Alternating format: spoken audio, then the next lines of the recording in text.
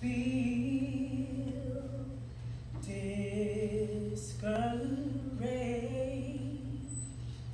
And why should the shadows come?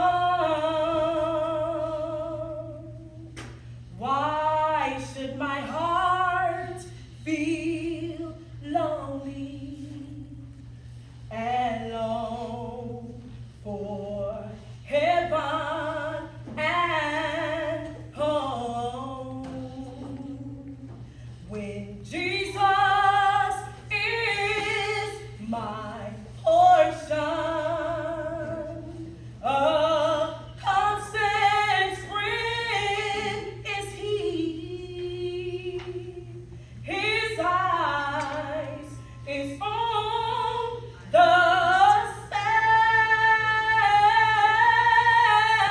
sparrow, and I know He watches me. I sing because I'm happy,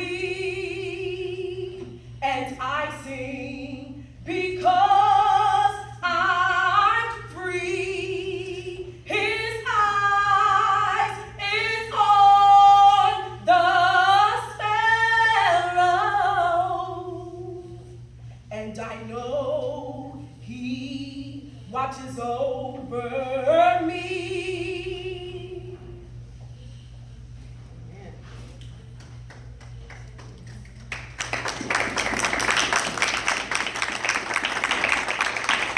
We urge the Negro community to withdraw support of your demonstrations and to observe the principles of law and order. My dear fellow clergymen, I think I should indicate why I am here in Birmingham, since so many of you have been influenced by the view which argues against outsiders coming in. I am in Birmingham because injustice is here. Anyone who lives inside the United States can never be considered an outsider anywhere within its bounds. You deplore the demonstrations taking place in Birmingham, but we know through painful experience that freedom is never voluntarily given by the oppressor. It has to be demanded by the oppressed. Frankly, I have yet to engage in a direct action campaign that was well-timed.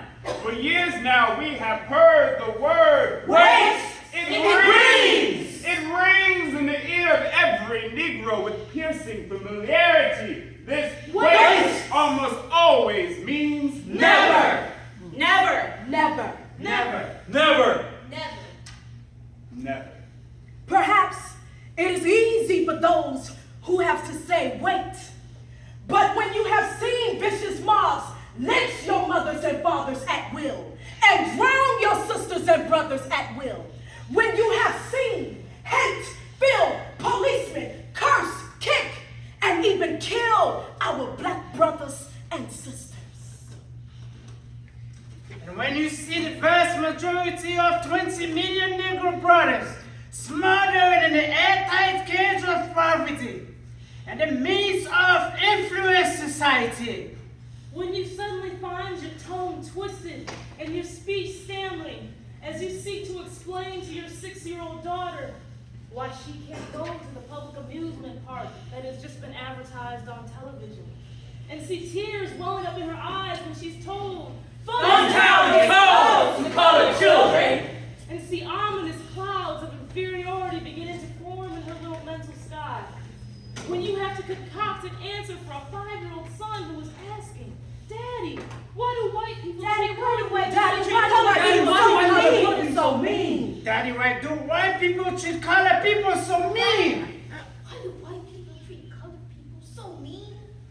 Why do white people treat colored people so mean?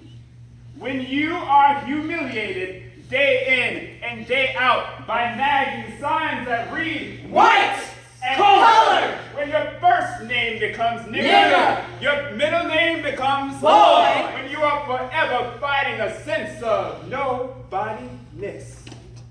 then you will understand why we find it so difficult to wait.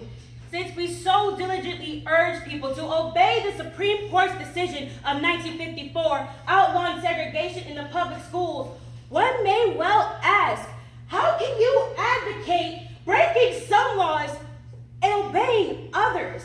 The answer lies in the fact that there are two types of laws, Just and unjust. I would be the first to advocate obeying just laws. Conversely, one has a moral responsibility to disobey unjust laws. An unjust law is No law at all. We should never forget that everything Adolf Hitler did in Germany was legal. It was illegal to aid and comfort Jews in Hitler's Germany. But even so, had I lived in Germany at the time, I would have aided and comforted my Jewish brothers. I've almost reached the regrettable conclusion that the Negro's great stumbling block is the white moderate who is more devoted to order than to justice, who paternalistically believes he can set the timetable for the man's freedom, and who constantly advises the Negro to wait for a more convenient season. We will have to repent in this generation for the appalling silence of the good people. At first, I was rather disappointed that fellow clergymen would see many non-violent efforts as those of an extremist. But though I was initially disappointed at being categorized as an extremist, as I continued to think about the matter, I soon gained a measure of satisfaction from the label. Was not Jesus an extremist for love? Right. Was not Paul an extremist for the Christian life? Yes. Was not Martin Luther an extremist? Yes. Here I stand. I cannot do otherwise. So help me, God. That's right. And Abraham Lincoln, this nation cannot survive. Half slave and half free. And Thomas Jefferson, we hold These truths to be self-evident that all men are created equal. So the question is not whether we will be extremists, but what kind of extremists we will be. Will we be extremists for hate or for love? Perhaps the South, the nation, and the world are in dire need of creative extremists. I had hoped the white moderate would see this need. I expected too much. Let me make note of my other major disappointment. I have been greatly disappointed with the white church and its leadership. I say this as a minister of the gospel who loves the church, who has been nurtured in its bosom and sustained by its spiritual blessings, and who shall remain true to it as long as the court of life shall lengthen. On sweltering summer days and crisp autumn mornings, I have looked at the South's beautiful churches with their lofty spires pointing heaven. Over and over again, I find myself asking, what kind of people worship here? Who is their God? Where were their voices of support when bruised and weary Negro men and women decided to rise from the dark dungeons of complacency to the bright hills of creative protest? And deep disappointment, I have wept over the laxity of the church. But be assured that my tears have been tears of love. Yes, I love the church, but oh, how we have blemished and scarred that body through social neglect. I hope the church as a whole will meet the challenge of this decisive hour. But even if the church does not come to the aid of justice, I have no despair about the future. I have no fear about the outcome of our struggle. One day the South will recognize its real heroes. They will be the young students and college students. They will be the young ministers of the gospel and the hosts of their elders, courageously and non-violently sitting in lunch counters and willingly going to jail for conscience sake. Never before have I written so long a letter. I can assure you it would have been much shorter had I been writing it from a comfortable desk. But what else can one do when he is alone in a narrow jail cell, other than write long letters, think long thoughts, and pray long prayers?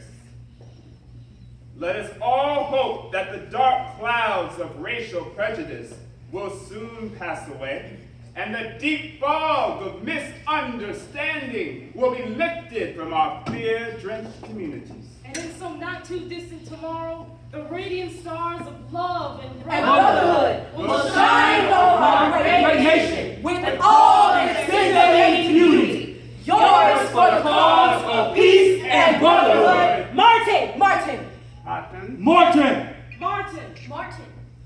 Martin Luther King Jr.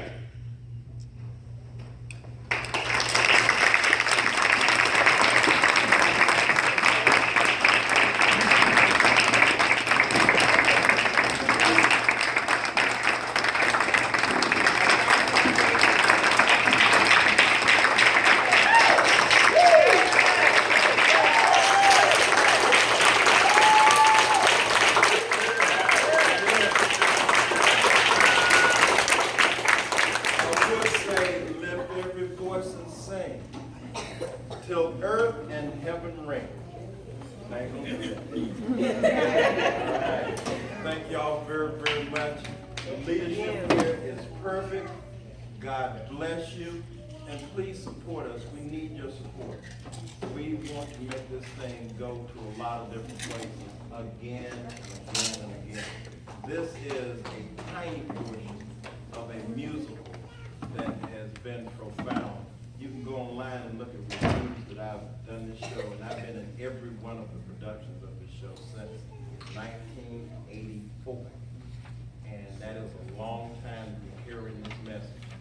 Every time we do it in front of people, and y'all proved it again tonight, y'all gave us a standing ovation. We did not have to do that. I didn't ask you to do that. I thank you very, very much, because I think we hit some chords. Please carry the message on with you and be peaceful with all your brother and your sister. That's what it's all about. But we still have to fight. We have to stand up. Okay? Don't get trampled on. Ladies in this room, don't let no man or other woman do nothing to you. You protect yourself at all times. And men, be respectful of your women. Try to give them as much love as you possibly can. It's hard sometimes, but oh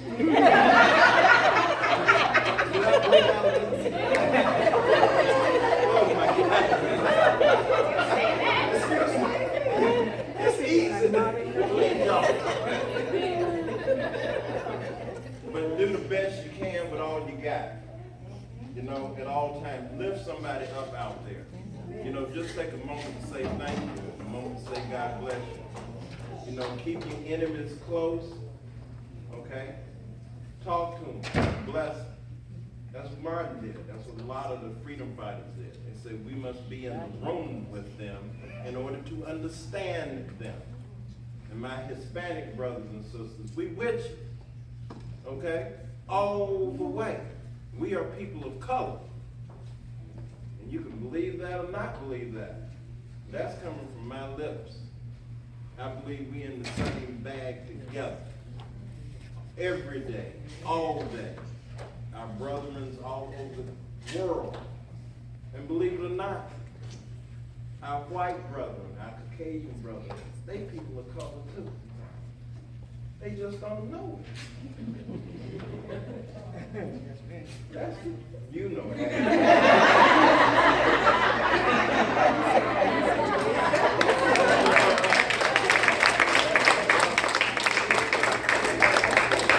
Haven't we often heard some of our white brethren say, that wasn't me, that was my great grand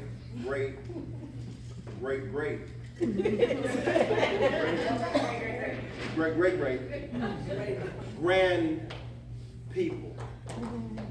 But we know that the teaching have been ritualistic. How can we have an African American who's the essence of white and black coming together, an African and a white woman merged and made Obama? Okay? But yet when he's in Congress, they treat him as if he's a stepchild. Isn't that weird? And he deserves all the respect in the world. And he is the epitome of what this world should be about. His lineage. Barack Hussein Obama. Trips him out, but it's real. Let's live through that legacy. Ms. Carolyn, you had some words to say? You know, I did not bring cards, but I did make a sheet. We would love for you to be on our mailing list so that when we're doing events, you would at least know about it. So anybody that's interested in Theater South, and you just be getting a little email that says Theater South, look at it. Maybe you'll come and see one of our shows. So I just made a sheet that before you leave, just leave your name and email and phone number if you would, please. And lastly, I am available to talk to you about the arts and about what it means to be strong in whatever you do. I do motivational speaking. I love talking with everybody. I love jokes too. Of course, y'all wouldn't know that based on what I do. Y'all wouldn't know that at all. But God bless y'all. And if y'all feel it in your heart to help us out financially for this evening, we greatly appreciate it. Thank you so much. God bless you. Starting right here, bring your names all the way down. I'm Herman Laverne Jones. I'm Joshua Neary. Brian Free. Kobe Farrington. Nakia Walker.